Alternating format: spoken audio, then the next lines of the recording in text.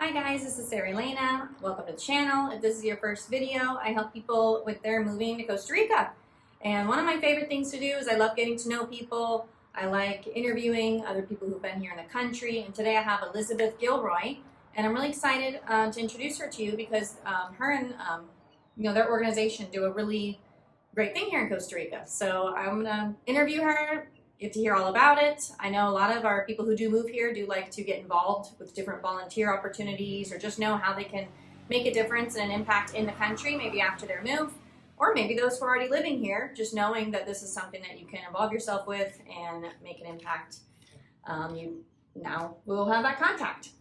Good. So Elizabeth, do you want to tell me, well, I guess a little bit, well, first I do want to start with the organization, and what you guys do and how you help women here in the country. And then I do want to hear like a little bit about, your guys' expat story too. Yeah, we have a very unique expat story, I guess. But so Face of Justice has been in existence for 10 years now. We actually in October we get to celebrate, or September, we get to celebrate 10 years. Like it's hard to imagine that, but originally, how the organization started was me going and visiting the streets of San Jose, where the women, guys, trans community, and even often children, we find prostituting themselves. There's no laws against prostitution in the country, so prostitution is very common. It's a cultural norm. It's just present everywhere. But the one thing that it shouldn't be is prostitution for children. Children should never be in prostitution. If they are a victim of human trafficking, period. Because it's believed globally and established globally that children do not have the capacity for consent to that kind of activity. And so our work is with this population, women, guys, and specifically children that are victims of human trafficking and or are being exploited or in prostitution. So that's our population. I started that work just walking the streets of San Jose, visiting people with coffee and cookies. That's how it all started. Nothing more than that. It was, we just had this idea that can a simple cup of coffee change the life of a broken heart? We knew it could, and we found out that it could. And so we used coffee and cookie as a way of like just connecting. Mm-hmm. And it was fun, and it got to the point where they expected us, and they would look forward to us coming every week, and all that kind of thing. And they like, where are you guys? Why aren't you here? It's 11 o'clock on a Friday. Why aren't you here? So it's been a journey. It's been a very interesting experience. Today, our programs are pretty vast as far as the organization goes. We have a safe house, which is for teenage girls. We get girls as young as 11 up through 17. When they turn 18, they cannot stay in the house.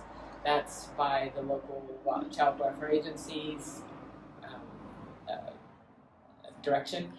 And so we have the safe house. It's called Casa Libertad, or the Freedom House. Mm-hmm. We also have, for the girls who turn 18, we have a home for them. It's kind of a transitional home. Mm-hmm.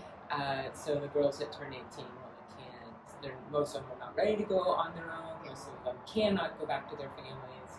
And so we have actually opened a home for them as well. That's right.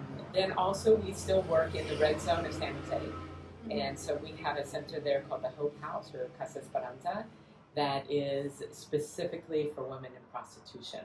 And in that we find the women that are being exploited and trafficked and all that kind of thing. But we have a lot of programs. We have sewing programs. We have English classes. We have an entrepreneur program with a woman. Actually, I just found out that we have like 15 women in that program right now. Oh, that's good. And they actually they get to sell used bras or recycled bras. And it's a program out of the U.S. And it's exciting because they learn how to have a business. They are no longer in prostitution, mm-hmm. and then they learn how to have a business, and they have to sell and then they have to buy the other bag to go back out and sell again. And so they're doing great with it. And so we have that program, and then on the side of all this, we are also we have a small business, which is kind of a social enterprise for the girls who are leaving the safe house and are going on their own. They can be employed. They get a certification for being a barista, actually from the National Academia de Café. It's like a $200 certification that they would never be able to get on their own. Yeah. And we get this. They give us one spot in every one of their classes every 6 weeks, I think. And so our girls continue to go through that. They learn, they get this barista. So that's something that's it's a skill that they'll have for the rest of their lives. And so Ahava is our small business. We have it's a coffee cart. It's a really cute little yellow coffee cart, and it goes to weddings, corporate events, all these kind of things. And we sell different products like chai and tea, concentrate, and cold brew, and stuff like that, and coffee. Yeah. So we're busy. We're definitely busy. But it's amazing what we can do in the lives of these kids and women. Yeah, I love that. You guys are busy. So I know that you just got back from Spain. So I you want did. to tell us what you were doing over there? I was given the opportunity to go do the Camino de Santiago. It's an extensive set of routes throughout, I think it's Portugal, France, and Spain. And it's pretty much just walking. People do biking and this and that, but we chose to walk. So I did a 90-mile stint. Wow. And so, we were walking 15 to 20 miles a day. I was able to do, I finished all but the last 20, but then the people that were with me finished the last 20. Each of them, okay, we're going to finish this for you, because my knee blew out. It was really kind of crazy, but we accomplished it, and it was a grand thing. We are trying to raise money for a bus. A bus, okay. It's a bus for our girls. We have 18 girls in the house, and a 15-passenger van. Just doesn't work anymore. Yeah. It does work, but it's very complicated, and So these girls are receiving a holistic attention. So they go to school, they get medical care, they get a lot of psychological therapy. We get all kinds of therapies. We're doing horse therapy with them, dog therapy with them. There's a neurological trainer that comes. She does different activities with the girls. And then, of course, they have to have recreational activities, on the weekends, doing this and that, doing outings. We have girls that are participating in music, playing oboe and cello and all this kind of thing. So, it takes 3 drivers to manage the different the schedule for the girls, and so. We need a bus that would hold all the girls and our staff. We need at least a 30, 35-person bus that would enable us to take them to different activities, different retreats, things like that. Right now, we have to rent these buses, and that gets pretty expensive when the day comes for us to do the different activities. So that's what I'm doing. My goal is $50,000. That will get us a really, not even a new one, but a really nice used one. And then that way we'll be able to take them all in one vehicle to all the different activities that they do have and that they do. And I was able to raise, in the period of time for my walk, we have raised $5,000. So we have little ways to go still. But we're going to keep the campaign going. Our goal is to raise this $50,000 so that we can get this van. And we're so excited. It's going to be a great thing. But the walk was amazing. No regrets. Even with a blown out knee, it turned out an amazing experience for me. But also being able to be out there and doing it for the girls was really fun. Yeah, that's amazing. What a unique experience. It was super great. Yeah. hard, but exhilarating. Yeah. That's what I can say.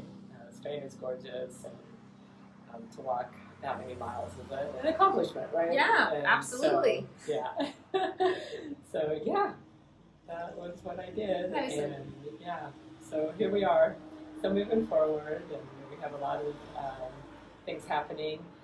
As far as like if people want to get involved, we do accept volunteers to come and be a part. We are also doing a program here in Hako. That's Just really some interesting. information. We're starting that. And it's more of a, like, we're trying to just connect with the women in downtown Hako that are in prostitution. Many of them probably are being trafficked. But if we can get into the environment and get connected with them and get to know them and build relationships, that will give us a door into whether they're being trafficked or not. Because a lot of that is happening in this area. This is one of the hot spots. Yeah. And so we are doing that. So if you want to be involved in that, they can contact us. Also, we are a foundation that receives donations. We operate on donations. Yeah. And so, of course, we do receive donations. That's how we stay in operation, really. Absolutely. So, I'm sure you guys rely a lot on those donations for the different houses that you have, the activities that they're going to, the things that you plan for them. Sounds like the lessons, the different extracurriculars they get to be involved in, and helping teach them new skills. I mean, I think that's why, when you guys told me the story, a few weeks ago, I was like really inspired by it, and I just thought, I love what you guys are doing. And well, we have an audience here, so if any, I do know other people who feel inspired by this particular topic too. Absolutely. And some people might complain about those types of things happening here in Costa Rica, but it's like, here's something that you can do to help and to look at it from a different perspective of, like, some of these women are being trafficked, Yes. and that's a different way to look at it. Yeah. Guy go by again. I don't know. I'm like, let me pick the noisiest spot. Yeah. I'm sorry. Yeah. That don't make any sense sometimes. Yeah. But well, I picked the nice scenery in the back. Yeah, the scenery is amazing. So, but this is Hako, so you can't get away from traffic. It picks, Cañahermosa and right here on the street, but it has a beautiful view in the back at least. Yeah. So donations, and then you said people could get. I will have all your information down in the description below. So if you guys want to know exactly how to get in contact with them, figure out like how you can get involved, how you could, if you just want to leave a donation, or some people do like recurring donations, right, absolutely. per month. If that's something you can contribute. We have links. Well, I have a link for the van donation. We're still doing that. That's still active. U.S. based accounts are very easy with these kind of links. If all your accounts are here in Costa Rica, we have the ability for that as well. Okay. We are a Yo Me Uno organization with Bach, and they provide a platform for donations. It's pretty cool. Cool. So we have that link for the locals. And so we have that for the organization, plus specifically for the bus and that kind of thing. So and you guys are like an actual registered nonprofit here in Costa Rica. Absolutely. Which is really hard to do, by the way. So that's why I wanted to point that out. It's not like, okay, let's just register to be a nonprofit here. Like, it is a lot of work to actually get that status here in Costa Rica. And we've actually over the years have been able to go to the different levels.